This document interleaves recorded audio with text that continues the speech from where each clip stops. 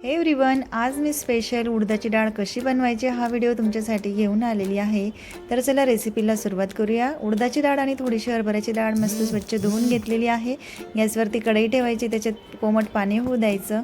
इथे मी तांब्यावरून पाणी घेतलेलं आहे, त्याच्यात डाळ शिजवून घेतली। डाळ शिजल्यानंतर साईडला ठेवायची। कढईमध्ये तेल टाकायचं, त्याच्यात 1 चमचा जिरं टाकायचं, लसूण टाकायचा, 5-6 पाकळ्या बारीक कापून घेतलेला लसूण टाकला।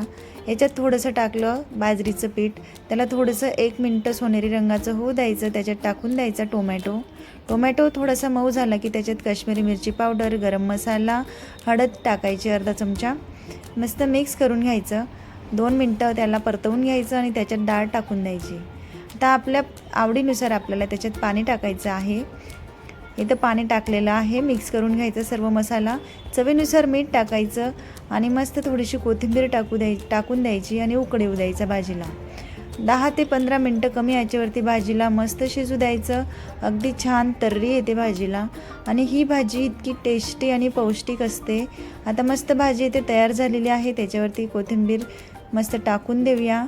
आणि ही भाजी पौष्टिक तर आहेच, पण टेस्टी तर अगदी खूपच तोंडाची चव वाढवणारी इतकी टेस्टी आणि पौष्टिक आहे।